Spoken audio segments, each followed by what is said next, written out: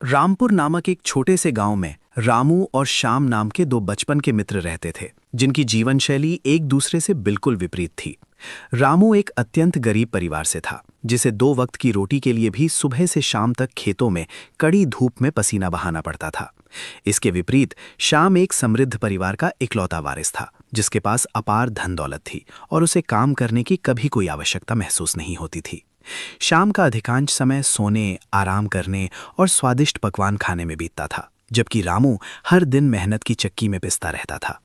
अक्सर थकान से चूर होकर रामू अपने मित्र श्याम के पास बैठता और ईश्वर से अपनी शिकायत करता था। वो श्याम से कहता, भाई, ईश्वर ने मेरे ही जीवन में इतनी मुसीबतें क्यों लिखी हैं? मैं दिन रात मेहनत करता हूँ, फिर भी अभाव में रहता हूँ, जबकि तुम बिना कुछ किए ही राजाओं जैसा जीवन बिताते हो। क्या ये मेरे साथ अन्याय नहीं है? श्याम उसकी बातें सुनकर बस मुस्कुरा देता और कहता कि ये सब भाग्य का खेल है। श्याम को अपनी विलासिता पर गर्व था और वो रामू के कठिन परिश्रम को देखकर उसे बेचारा समझता था, क्योंकि श्याम के लिए जीवन का अर्थ केवल आराम और भोग विलास था। जैसे जैसे समय बीता, रामू ने अपनी स्थिति को बदलने के लिए अपनी मेहनत को और अधिक बढ़ा दिया। उसने खेत में काम करने के साथ साथ खाली समय में शहर जाकर व्यापार के गुर सीखे और छोटा सा व्यापार भी शुरू कर दिया। कुछ वर्षों के भीतर ही रामू की लगन और अनुशासन का फल उसे मिलने लगा। उसके घर में धन की वर्षा होने लगी, उसकी दरिद्रता दूर हो गई और वो अपने परिवार के साथ खुशहाल जीवन जीने लगा।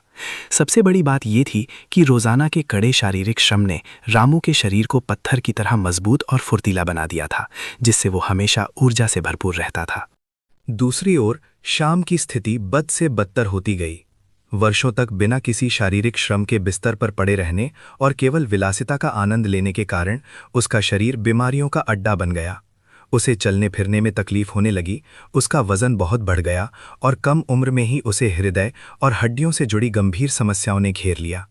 जो धन कभी उसे खुशी देता था, अब वो सारा पैसा डॉक्टरों और दवाइयों पर खर्च होने लगा। श्याम अब चाहकर भी अपनी संपत्ति का आनंद नहीं ले पा रहा था, क्योंकि उसका शरीर उसका साथ छोड़ चुका था। एक दिन जब रामू अपने पुराने मित्र से मिलने गया तो उसने देखा कि श्याम बिस्तर पर बेबस पड़ा अपनी तकदीर पर रो रहा है। श्याम ने रामू का हाथ थामकर कहा कि आज उसे समझ आया है कि असली संपत्ति धन नहीं बल्कि कर्म और स्वास्थ्य है। रामू के संघर्षों ने उसे जीवन की कला सिखा दी थी, जबकि श्याम के आलस ने उसे जीते जी मृत के समान बना दिया था। इस कहानी से हमें ये सीख मिलती है कि परिश्रम और सक्रिय जीवन ही सफलता और उत्तम स्वास्थ्य की असली कुंजी है। जहां रामू की कड़ी मेहनत ने न केवल उसकी दरिद्रता दूर की, बल्कि उसे एक निरोगी और ऊर्जावान शरीर भी प्रदान किया, वहीं श्याम के आलस और विलासितापूर्ण जीवन ने उसे बीमारियों का शिकार बना दिया। ये कहानी हमें समझाती है कि कठिन परिस्थितियां ही मनुष्य को जीवन जीने का सही तरीका और संघर्ष करना सिखाती हैं। अंततः स्वास्थ्य ही सबसे बड़ा धन है और बिना कर्म के मिलने वाला सुख केवल क्षणिक होता है, जो आगे चलकर शारीरिक और मानसिक कष्टों का कारण बनता है। ऐसी ही प्रेरणादायक कहानियां हर दिन सुनने के लिए वीडियो को लाइक, चैनल को सब्सक्राइब और बेल आइकन दबाना ना भूलें।